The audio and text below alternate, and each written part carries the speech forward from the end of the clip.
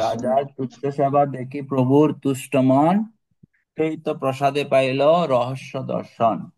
রাজার তুচ্ছ সেবা দেখে চৈতন্য মহাপ্রভু অত্যন্ত সন্তুষ্ট হয়েছিলেন, তাই তার প্রসাদে রাজা সে রহস্য দর্শন করতে পারলেন। চৈতন্য মহাপ্রভু কার্যকলাপের রহস্য ছিল ভক্তি সিদ্ধান্ত সরস্বতী ঠাকুর বর্ণনা করেছেন।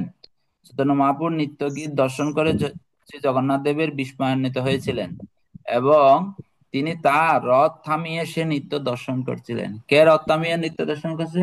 জগন্নাথ। যেই গৌর সেই কৃষ্ণ সেই জগন্নাথ। মহাপ্রভু তার নৃত্যের দ্বারা শ্রী জগন্নাথের আনন্দ বিধান করেছিলেন। দ্রষ্টা ও দৃশ্য এখানে এক পরমেশ্বর ভগবান, কিন্তু ভগবান এক হলেও লীলা বিচিত্র ক্রমে সেই অদ্ভুত রহস্যের প্রকাশ করেছিলেন। শ্রী চৈতন্য মহাপ্রভুর কৃপায় মহারাজ প্রতাপরুদ্র তা বুঝতে পেরেছিলেন। চৈতন্য মহাপ্রভুর আর এক রহস্য দর্শন হচ্ছে যে একই সময়ে তিনি সাতটি সম্প্রদায় উপস্থিত ছিলেন। শ্রী চৈতন্য মহাপ্রভু কৃপায় রাজা তা উপলব্ধি করেছিলেন। বুঝতে পারছেন সেই রহস্যটা কি? মহাপ্রভু কোথায় রয়েছেন? সাত দলে বিভক্ত, সেটা রাজা সেটা কি করেছিলেন? বুঝতে পেরেছিলেন। সেজন্য রাজার তুচ্ছ সেবা দেখে চৈতন্য মহাপ্রভু অত্যন্ত সন্তুষ্ট হয়েছিলেন, তাই তার প্রসাদে রাজার এই রহস্য দর্শন করতে পেরেছিলেন। সাক্ষাতে না দে দেখা পরোক্ষ তো দয়া, কে বুঝিতে পারে চৈতন্য চন্দ্রের মায়া। সাক্ষাৎ দর্শন দেয় না, কিন্তু সাত জায়গায় দর্শন দিচ্ছে একসাথে। তো এটা মহাপ্রভুর বিশেষ কৃপা। যদিও প্রত্যক্ষভাবে তিনি রাজাকে দর্শন দিতে অসম্মত ছিলেন, কিন্তু পরোক্ষভাবে তিনি রাজাকে তার অহৈতুকী কৃপা দর্শন করেছিলেন। চৈতন্য মহাপ্রভু মায়া বুঝতে পারে, কে বুঝতে পারে? যেহেতু চৈতন্য মহাপ্রভু জগৎগুরু রূপে আচার্য রূপে লীলা বিলাস করছিলেন, সেহেতু তিনি পার্থিব বস্তু কামিনী কাঞ্চনে আসক্ত রাজাকে দর্শন দিতে অসম্মত ছিলেন। বাস্তবে কি রাজা সাধারণ কামিনী কাঞ্চন পরিবৃত হয়ে থাকেন, তাই একজন সন্ন্যাসী হিসেবে তিনি কামিনী কাঞ্চনের প্রতি বিতৃষ্ণ ছিলেন বলে রাজাকে দর্শন দিতে পারছিলেন না। কেননা সন্ন্যাসীর পক্ষে রাজদর্শন অত্যন্ত অশোভনীয় ব্যাপার। তার প্রত্যক্ষভাবে রাজা নামের প্রতি মহাপ্রভুর তীব্র বিতৃষ্ণা থাকলেও তিনি পরোক্ষভাবে তার প্রতি তার এত কৃপা যে রাজা মহাপ্রভুর কৃপায় তার গূঢ় লীলা রহস্য পর্যন্ত জানতে সমর্থ হয়েছিলেন। বাস্তবিকই মহাপ্রভুর এই কৃপা ও বঞ্চনার লীলা, অর্থাৎ একই সময়ে ঈশ্বর ও জীবের মতো লীলার অর্থ তার অকন্তিক ভক্ত ছাড়া আর কেউ বুঝতে সক্ষম নয়। সার্বভৌম কাশী মিশ্র দুই মহাশয়, রাজারে প্রসাদ দেখি হইলা বিস্ময়। সার্বভৌম ভট্টাচার্য কাশী মিশ্র দুই মহাশয় রাজার প্রতি মহাপ্রভুর অহৈতুকী কৃপা দর্শন করে বিস্মিত হয়েছিলেন। হ্যাঁ, তো রাজা যখন দর্শন করতে পারছে, এটা সার্বভৌম ভট্টাচার্য কাশী মিশ্র দর্শন করতে পারছে, আর ওরা দেখতে পাচ্ছে যে রাজাই দেখতে পাচ্ছে। তো এরা দুইজন কি হলো? বিস্মিত হয়েছিলেন। এই মত লীলা প্রভু কইল ভক্তগণ, আপনে গায়েন নাসা নিজ ভক্তগণ। এভাবে শ্রী চৈতন্য মহাপ্রভু কিছুক্ষণ তার লীলা প্রকাশ করেছিলেন। তিনি নিজেই কীর্তন করলেন এবং তার নিজ ভক্তগণকে নৃত্য করতে অনুপ্রাণিত করলেন। যেমন কুরুক্ষেত্রের যুদ্ধ হচ্ছে, সেটা কারা দেখতে পেরেছিলেন? হ্যাঁ, সে যুদ্ধ সমস্ত যুদ্ধ না, বিশেষ করে ভগবান যে বিশ্বরূপ দর্শন করিয়েছিলেন, যারা উদ্যোলোকবাসী ছিল অর্জুনকে তো দর্শন করাচ্ছে, যারা উদ্যোলোকবাসী ছিল তারাও কি করতে পেরেছিলেন? দর্শন করছিলেন। হম তো অনুরূপ ভাবে বিভিন্ন দেবতারাও ভগবানের বিরাট রূপ বিশ্বরূপ দর্শন করেছিলেন, আমরা একাদশ অধ্যায়ে দেখতে পাই। হ্যাঁ, তো অনুরূপ ভাবে এখানে যে রাজাকে কি করেছেন, সাত দলে যে নৃত্য করছেন মহাপ্রভু, সেটা দর্শন এটা কাশী মিশ্র এবং সার্বভৌম ভট্টাচার্য দেখেছেন। আর এই লীলা দেখে তারা কি করছেন? অত্যন্ত বিস্মিত হয়েছিলেন। এই মতো লীলা করে লীলা প্রভু কইল সর্ব কতক্ষণ, আপনে গায়েন না চান নিজ ভক্তগণ। এভাবে চৈতন্য মহাপ্রভু কিছুক্ষণ তার লীলা প্রকাশ করলেন, তিনি নিজে কীর্তন করলেন এবং নিজ ভক্তগণকে নৃত্য করতে অনুপ্রাণিত করলেন। কবু এক মূর্তি, কবু হন বহু মূর্তি, কার্য অনুরূপ প্রভু প্রকাশের শক্তি। প্রয়োজন অনুসারে চৈতন্য মহাপ্রভু কখনো এক কখনো বহু মূর্তিতে প্রকাশ করছিলেন। এই সকলেই তার স্বরূপ শক্তির দ্বারা সংগঠিত। তো আমরা এরকম একটা ঘটনা দেখতে পাই। উম অম্বিকা কালনায় গরিদাস পণ্ডিতের গৃহে মহাপ্রভু যখন সন্ন্যাস নিয়ে চলে যাচ্ছে, আর গরিদাস পণ্ডিত ছিলেন মহাপ্রভুর অত্যন্ত প্রিয় ভক্ত। আপনারা যদি কখনো যান কালনাতে, সেই গরিদাস পণ্ডিতের বর্ণিতায় দর্শন করে আসতে পারবেন। তো গরিদাস পণ্ডিত মহাপ্রভুকে এত বেশি ভালোবাসতেন, বলতে তুমি যদি এভাবে আমাকে রেখে চলে যাও তাহলে আমি গলায় কলসি বেঁধে গঙ্গায় আত্মাহুতি দিব। আর জানতেন মহাপ্রভু ও এত ভালোবাসে, আমার জন্য কি করবে, আত্মাহুতি দিবে। অনেক বুঝিয়েছে, নিত্যানন্দ প্রভু বুঝিয়েছে, ও বুঝতে নারাজ, বুঝবে না, তুমি আমার গৃহে থাকতে হবে। হম। এখন কি করবে, তখন বলছে ঠিক আছে আমাদের দুইজনের মধ্যে তুমি বিগ্রহ তৈরি করে নিয়ে আসো। তখন বিগ্রহ তৈরি করে নিয়ে আসছে। হ্যাঁ, তখন একদিন দুপুরবেলা যেদিন চলে যাবে মহাপ্রভু, ওই দিন দুপুরবেলা ভোগ নিবেদন করার জন্য নিত্যানন্দ প্রভু মহাপ্রভুকে ডেকেছেন। মহাপ্রভু বলছে আরো দুইটা আসন দাও। আরো দুইটা আসন দিয়েছে। আজকে 4 তলা কি করবে, ভোগ নিবেদন করবে। হ্যাঁ, 2 তলার জায়গায় 4 তলায় করেছে। তো ওই বলছে ওই দুইটা বিগ্রহ যে বানিয়েছে, ওই 2 বিগ্রহকে এনে কেন বসাও। ওরা দুজনে বসেছে, ওই বিগ্রহ গুলো বসেছে। তারপরে খেয়ে কি করছে, খাওয়া দাওয়া শেষ করেছে, এখন 4 জনে কি করেছেন, রুমে নিয়ে যাওয়া হয়েছে। এখন বলছে ঠিক আছে 4 জন থেকে 2 জনকে তুমি কি করে পছন্দ করে রাখো, আর আমরা 2 জন চললাম। এখন যেগুলো বিগ্রহ, সেগুলো বলছে যে আপনারা চলে যান। হ্যাঁ, আসল গৌরনীতাই আমাদের গৃহে থাকবে। হম, তখন ওই বিগ্রহগুলো ঠিকই চলে যাচ্ছে, আর এগুলো বিগ্রহ হয়ে দাঁড়িয়ে আছে আসল গৌরনীতায়। হম, তখন কিছুক্ষণ পরে হরিদাস পণ্ডিতের কি হলো, স্থিতি আসলো, হায় হায়, আসল গৌরনীতায় চলে যাচ্ছে, আমার এখানে তো নকল গৌরনীতায় বিগ্রহগুলোই আছে। ও আবার ঘর থেকে দুধ দিয়েছে, একেবারে রাস্তা থেকে আবার ধরে নিয়ে এসেছি, তোমরা আমাকে ফাঁকি দিচ্ছ। হম, ও বাবা বলে, তখন ঘরে যারা বিগ্রহ ছিল বলছে তোমরা চলে যাও, এরা আমার ঘরে থাকবে। হুম, কৃষ্ণ। তো এইভাবে করে 18 বার কি হয়েছে, আর রাস্তা থেকে ধরে নিয়ে এসেছে, এদিকে করে বিগ্রহ হয়ে যায় আর ওরা চলে যায়। 18 বার পর মহাপ্রভু বলছে দেখো সন্ধ্যা হয়ে যাচ্ছে, তোমার ঘরে আমরা সর্বদাই আসল গণিতায় আছি। হ্যাঁ, কখনো আমি তোমার গৃহ থেকে কি হব না, যাব না। হ্যাঁ, তো এখনো সেই মহাপ্রভু থাকা অবস্থায় গণিতের বিগ্রহ গরিদাস পণ্ডিতের গৃহে রয়েছে। ওরা পারিবারিক ভাবে বংশানুক্রমে উপকার সেবা করছে, সেখানে ঝলক দর্শন দেয় দেয়। কেউ যদি আকুল ভাবে গৌরনিতাইয়ের কাছে প্রার্থনা করে, গৌরনিতাই তার সাথে চলে যায়। হ্যাঁ, যেমন বৃন্দাবনে আহ বঙ্গবিহারীকে কি করা হয়, ঝলক দর্শন দেওয়া হয়। ওখানেও ভগবানকে প্রার্থনা করলে উনিও কি হয়, বেদি ছেড়ে চলে যায় তার কাছে, সেজন্য পূজারী দাঁড়িয়ে থাকে। পূজারী দাঁড়ানো ছাড়া কি করে না, দর্শন দেয় না। আর একটু করে দর্শন দিয়ে কেউ যেন বেশিক্ষণ প্রার্থনা করতে না, ভগবানের দৃষ্টি যেন তার প্রতি কি না হয়, বেশিক্ষণ না পড়ে যদি, তাহলে কি হবে, তার সাথে চলে যাবে। এখানেও মহাপ্রভু চলে গেছিল। হম, আবার নিয়ে এসেছেন। তো আপনারা যাবেন অম্বিকা কালনায়, তো এখানে যে আমরা দেখতে পাচ্ছি, কেউ যদি আকুল ভাবে প্রার্থনা করে তার সাথে কি হন, মহাপ্রভু যায়। কবু এক মূর্তি কবু হন বহুমূর্তি, কার্য অনুরূপ প্রভু প্রকাশেল শক্তি, লীলাবেশে প্রভুর নাহি নিজ অনুসন্ধান, ইচ্ছে জানি লীলা শক্তি করেন সমাধান। লীলার আবেশে চৈতন্য মহাপ্রভু আত্মবিস্মৃত হয়েছিলেন, তার ইচ্ছা অনুসারে তার লীলা শক্তির দ্বারা সবকিছু সমাধান হচ্ছিল। হম, শতশতর উপনিষদে বলা হয়েছে পরাশ্য শক্তি বিবিধৈব শ্রিয়তে, স্বাভাবিক জ্ঞান বল ক্রিয়াচ। পরমেশ্বর ভগবানের বিবিধ অচিন্ত্য শক্তি এতই নিপুণ যে তার দ্বারা সমগ্র চরাচরের শক্তি ক্রিয়াকলাপ নিয়ন্ত্রিত।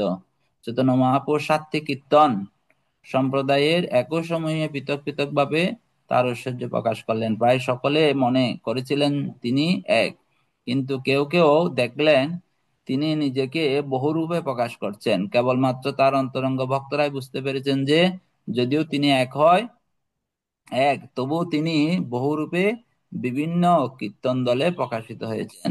নিত্যকালে চৈতন্য মহাপ্রভু আত্মবিস্মিত হয়েছিলেন, কেবলমাত্র নিজের ভাবে আবিষ্ট হয়েছিলেন। তাই তার স্বরূপ শক্তি তার ইচ্ছা অনুসারে সব ব্যবস্থা করছিলেন। এখানে অন্তরঙ্গা ও বহিরঙ্গা শক্তির পার্থক্য জড়জগতের বহু চেষ্টায় বহিরঙ্গা শক্তির কার্য অনুষ্ঠিত হয়, কিন্তু কখনোই ভগবান কোন ইচ্ছা করেন তখনই তার স্বরূপ শক্তির দ্বারা স্বাভাবিকভাবে তার সমাধান হয়ে যায়। তার ইচ্ছা অনুসারে সবকিছু এত সুন্দর ও নিখুঁতভাবে সংগঠিত হয় যে তা দেখে মনে হয় তা যেন আপনা থেকেই হয়ে গেছে। এই জগতেও কখনো কখনো স্বরূপ শক্তির কার্য প্রকাশ দেখা যায়, কিন্তু তথাপি জড় বৈজ্ঞানিকেরা তাদের অনুসরণকারীগণ তা কিভাবে কি হচ্ছে কিছুই বুঝতে পারে না। তারা মনে করে যে সবকিছুই প্রকৃতির দ্বারা হচ্ছে, কিন্তু তারা জানে না যে প্রকৃতি পরমেশ্বর ভগবানের শক্তি। এই কথা ভগবদ গীতায় নবম অধ্যায় 10 নম্বর শ্লোকে বিশ্লেষণ করা হয়েছে। ময়া অধ্যক্ষণ প্রকৃতি সুয়তেন সচরাচরম হেতু নানেন কুন্তীয় জগদ্দি পরিবর্ততে। হে কুন্তি পুত্র, এই বিশ্ব চরাচরে আমার অধ্যক্ষতায় প্রকৃতি কার্য করছে। এই প্রকৃতির নিয়মের দ্বারা এই জগতের উৎপত্তি ও বিনাশ হয়। হরে কৃষ্ণ কৃষ্ণ কৃষ্ণ হরে হরে, হরে Hare Krishna, Ram Krishna Ram Krishna, Ram Hare হরে Hare, হরে। Hare Rama, Hare Rama, Rama Rama, Hare Hare. রাজা প্রভু কিছু যোগ করবেন? আহ, হরে কৃষ্ণ প্রভু, ধন্যবাদ, প্রণাম। আপনি ওই এক জায়গায় বঞ্চনা লীলার কথা বললেন, ওটা আরেকবার বলুন একটু। কোনটা বঞ্চনা বঞ্চনা শব্দ ওই একটা দুটো শ্লোক আগে আমার কাছে চৈতন্য চরিত্রে নেই, যে এটাও একটা প্রভুর বঞ্চনায় ছিল, ওটা ঠিক আমি বুঝতে পারলাম না।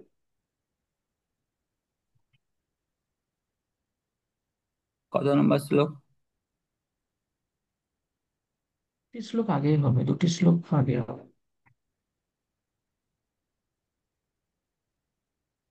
তাৎপর্য বলছিলাম। যখন, হ্যাঁ, তাৎপর্য বলছিলেন যে তুচ্ছ লীলা, ওই যে শ্লোকটি বলছিলেন,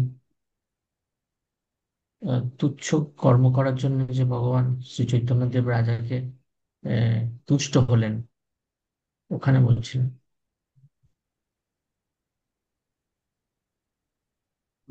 বিশেষ করে রাজাকে, রাজা যেহেতু কি ছিলেন, কামিনী কাঞ্চনের প্রতি আসক্ত ছিলেন। রাজাদের তো সেটাই করতে হয়, রাজ্য পরিচালনা করতে হলে অনেক স্কিল লাগে, সম্পদ আর এগুলোর প্রতি আকৃষ্ট থাকতে হয়। সেজন্য কি হয়, আর রাজকার্যটা অত্যন্ত পেশার। উম, যারা এই কার্য, বিশাল একটা রাজ্য পরিচালনা, কত ধরনের সমস্যা সবগুলো কি করতে হয়, ওনাদের মেনটেন করতে হয়। তো সেজন্য ওখানে কামিনী কাঞ্চনের বিশাল কি রয়েছে, সুখ ভোগের ওগুলো ব্যবস্থা আছে। সেজন্য যেহেতু সন্ন্যাসী চৈতন্য মহাপ্রভু, সেজন্য কামিনী কাঞ্চনের এগুলোর প্রতি কি হয়, যেন রাজাকে দর্শন দেবে না। হম, সেজন্য মহাপ্রভু এটা বলছিলেন। কিন্তু যেহেতু তিনি রাজা হলেও তার হৃদয়ে কি ছিল, প্রগাঢ় ভগবত প্রেম ছিল, ভক্তি ছিল। বঞ্চনা করেছে বাহ্যিক ভাবে, কিন্তু অভ্যন্তরীণ ভাবে তিনি কি করেছেন, কৃপা করেছেন। 7 জায়গায় চৈতন্য মহাপ্রভু নিত্য দর্শন করার জন্য সৌভাগ্য দিয়েছেন। উম, আহ দেখবেন যারা শুদ্ধ ভক্ত ভগবত ভক্তি করছেন, আমরা জগন্নাথ দাস বাবাজি মহারাজের লীলায় দেখতে পাই, বৃন্দাবনে ভগবানকে কিভাবে ভোগ লাগাচ্ছে উনি এখান থেকে বসে দেখতে পাচ্ছেন। হম, অনেক মহারাজদের ক্ষেত্রে কি হচ্ছে, উনি এখানে আছে বৃন্দাবনে ভগবানকে খাওয়াই দিচ্ছে। হ্যাঁ, রাধারানীর সাথে কৃষ্ণ কি লীলা করছে এখান থেকে বসে দেখতে পাচ্ছেন। হ্যাঁ, ওটা নিয়ে কি উনি হাসছে, কান্না করছে ভগবানের লীলা দর্শন করে। এটা কিভাবে সম্ভব? হ্যাঁ, ওরা ভগবানের এত নিখুঁত শুদ্ধ, ওনারা জগতে থাকলেও কি নয়, অনেক শুদ্ধ স্তরে ওনারা কি করছেন, বিরাজ করছেন। মঞ্জু মাতাজি, হরে কৃষ্ণ। প্রণাম করুন। হরে কৃষ্ণ প্রভু। হরে কৃষ্ণ প্রভু, আপনার শ্রীচরণে কোটি কোটি প্রণাম। বলছি প্রভু, আমার একটা আপনার কাছে একটু কৃপা প্রার্থনা করছি। 14 অধ্যায়ে, এই যে চতুর্থ 4 অধ্যায়ে 197 শ্লোকটা মহারাজ মুখস্থ করতে বলেছিলেন। একটু যদি কৃপা করে শ্রবণ করে বলেন যে আমার উচ্চারণটা ঠিক হচ্ছে কিনা। বলবো প্রভু? কত নম্বর শ্লোক যে? 197, চতুর্থ অধ্যায়। হ্যাঁ, মহারাজ বলছিলেন এটা সবাইকে মুখস্থ করতে। আমার উচ্চারণটা যদি একটু কৃপা করে শ্রবণ করে বলেন যে আমার উচ্চারণটা ঠিক হচ্ছে কিনা। বলবো বাবু? একটু দাঁড়ান, আমি একটু বের করি। 197 লাস্টের দিকে।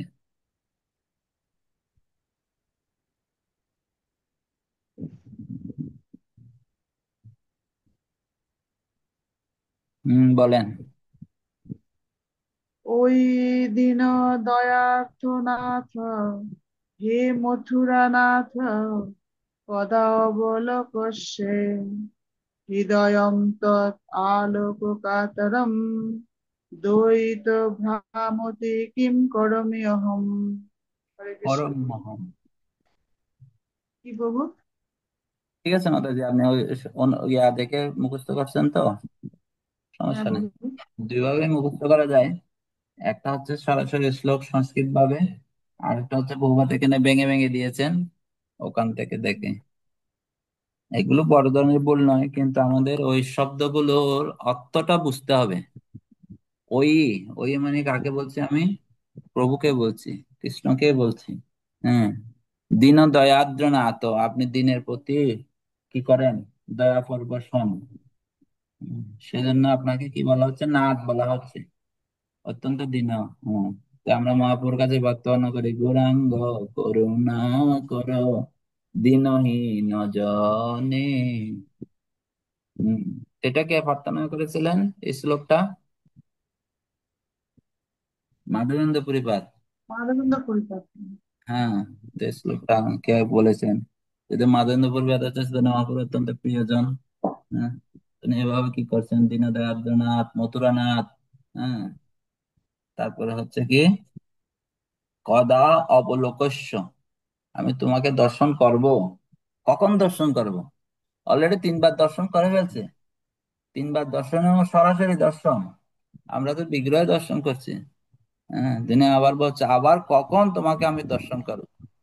হ্যাঁ, এ মথুরানাথ, এ দীনদয়া আদ্রনাথ, হ্যাঁ, কখন তোমাকে আমি দর্শন করব? হম, আমার হৃদয়ে, হ্যাঁ, তুমি কি হও? প্রকটিত হও। হম, মহাপ্রভুকে কি করছেন? প্রার্থনা করছেন। হ্যাঁ, হে দীনদয়ার্দ্রনাথ, মথুরানাথ, কবে আমি তোমাকে দর্শন করব? তোমার দর্শনে বঞ্চিত হয়ে আমার হৃদয় অত্যন্ত অস্থির হয়ে পড়ছে। ভগবানকে দর্শন করার জন্য এরকম তীব্রতা রাখতে হবে। হে প্রিয়তম, এখন আমি কি করব? কেউ যদি কাউকে ভালোবাসে, হ্যাঁ, কোনো প্রেমিক প্রেমিকাকে যদি ভালোবাসে, তাকে দর্শন করার জন্য পাগল হয়ে যায় না? হম, ভাবে ভক্ত যদি ভগবানকে ভালোবাসে, তাকে দর্শন করার জন্য কি ভগবান এখন কি দিচ্ছে? দর্শন দিচ্ছে। ভগবানের প্রতি যদি আমাদের ভালোবাসা থাকে, আমরা দূরে আগে কোথায় যাব? ভগবানকে দর্শন। আমাদের অলরেডি কি এখন দর্শনার্থী সংখ্যা বেজে গেছে। তো ওভাবে প্রত্যেকের মন্দিরে কি করতে হবে? টান থাকতে হবে। কেউ যেখানে যে আছে, তার অন্তত মন্দিরে সপ্তাহে একবার হলেও যাওয়া উচিত। গিয়ে ভগবানকে দর্শন করা, হৃদয় ভরে দর্শন করা, এটা হচ্ছে ভগবানের প্রতি একটা বিশেষ ভালোবাসা। তো সে ভালোবাসা আমাদের জাগ্রত প্রভু, করে। প্রভু আরেকটি কৃপা করবেন, যে কালকে আর পরশু দিনের দুটো ভগবত ক্লাস, এই আপনার যে ভক্ত সঙ্গের যে ক্লাসের দুটো লিঙ্ক আমাকে একটু কৃপা করে দেবেন। আমি ওই দুদিন যুক্ত হতে পারিনি, আমি একটু শ্রবণ করতে চাই ঠিক কালকেরটা আছে, আর পরশু দিনের। হোয়াটসঅ্যাপ মেসেজ দিবেন, দিয়ে দেবো। ঠিক আছে, হরে কৃষ্ণ, প্রণাম।